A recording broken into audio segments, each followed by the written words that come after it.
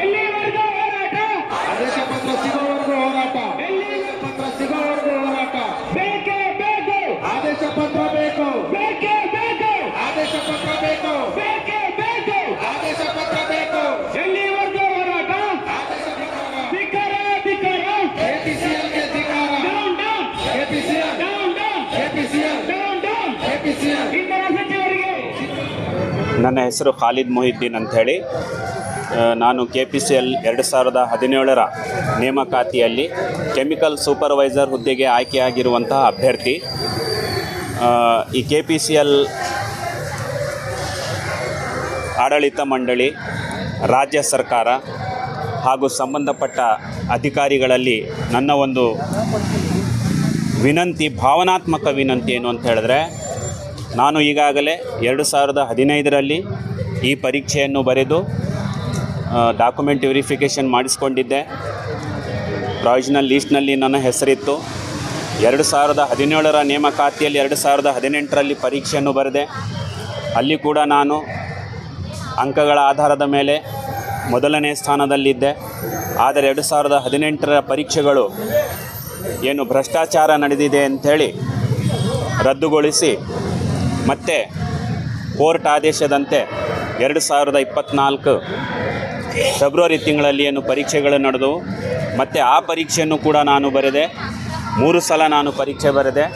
ಮತ್ತು ಆಗಲೂ ಕೂಡ ನಾನು ಆಯ್ಕೆಯಾಗಿದ್ದೇನೆ. ಅಷ್ಟೇ ಅಲ್ಲ, ಡಾಕ್ಯುಮೆಂಟ್ ವೆರಿಫಿಕೇಷನ್ ಮಾಡಿಸ್ಕೊಂಡಿದ್ದೇನೆ. ನಮ್ಮ ಹುದ್ದೆಗೆ ಸಂಬಂಧಿಸಿದಂತೆ ಪ್ರಾವಿಷನಲ್ ಸೆಲೆಕ್ಷನ್ ಲಿಸ್ಟ್ ಬಿಟ್ಟಿದ್ದಾರೆ, ರಿವೈಸ್ಡ್ ಸೆಲೆಕ್ಷನ್ ಲಿಸ್ಟ್ ಬಿಟ್ಟಿದ್ದಾರೆ. ಈಗ ಪರೀಕ್ಷೆ ಬರೆದು ನಾನು 1 ವರ್ಷ ಆಗ್ತಾ ಇದೆ. ಆದರೂ ಇವತ್ತಿಗೂ ಕೂಡ ನಮಗೆ ಆದೇಶ ಪತ್ರ ನೀಡ್ತಾ ಇಲ್ಲ. ಕಾನೂನು ತೊಡಕುಗಳಿದ್ದಾವೆ ಅಂಥೇಳಿ ಹೇಳ್ತಾ ಇದ್ದಾರೆ. ಅಧಿಕಾರಿಗಳಿಗೆ ನನ್ನ ವಿನಂತಿ, ಅಧಿಕಾರಿಗಳೇ, ಈ ಸಂಬಂಧಪಟ್ಟ ಸಚಿವರುಗಳೇ, ನಮ್ಮ ನೋವನ್ನು ನೀವು ಅರ್ಥ ಮಾಡಿಕೊಳ್ಳಿ. ಯಾವುದೇ ತರಹದ ಅದಕ್ಕೆ ಅಡಚಣೆಗಳಿದ್ದರೆ ಆದಷ್ಟು ಬೇಗ ಅವುಗಳನ್ನು ನಿವಾರಣೆ ಮಾಡಿ ದಯಮಾಡಿ ನಮಗೆ ಆದೇಶ ಪತ್ರವನ್ನು ನೀಡಬೇಕು ಅಂಥೇಳಿ ನಾನು ಕಳಕಳಿಯಾಗಿ ಕೇಳಿಕೊಳ್ಳುತ್ತೇನೆ. ಖಾಲಿದ್ ಮೊಹಿದ್ದೀನ್, ರಾಯಚೂರು. ಯಾಕೆಂದರೆ 8 ವರ್ಷ ಆಗಿದೆ. ಎಷ್ಟೋ ಜನ ಬೇರೆ ಜಾಬ್ ಎಲ್ಲ ಬಿಟ್ಬಿಟ್ಟು ಈ ಜಾಬಿಗೆ ಬಂದಿದ್ದಾರೆ. ಈ ಒಂದು ಜಾಬ್ಗೆ ತುಂಬ ನೀಡಿದೆ. ಮತ್ತು ಎಷ್ಟೋ ಜನದ್ದು ವಯಸ್ಸಾಗಿದೆ, ಏಜ್ ಕ್ರಾಸ್ ಆಗಿರೋದ್ರಿಂದ ಆ ಒಂದು ಬೇರೆ ಎಕ್ಸಾಮ್ಸ್ಗೆ ಅಪ್ಲಿಕೇಶನ್ ಹಾಕ್ಬಿಟ್ಟು ಎಕ್ಸಾಮ್ ಬರೆಯೋದಕ್ಕಾಗಲ್ಲ. ದಯವಿಟ್ಟು ಅವರಿಗೆ ಆದೇಶ ಪತ್ರ ನೀಡಿ. ಯಾಕೆಂತಂದರೆ ನೋಡಿ, ಇವತ್ತು ಎಷ್ಟೊಂದು ಹೆಣ್ಣು ಮಕ್ಕಳೆಲ್ಲ ಬಂದಿದ್ದಾರೆ.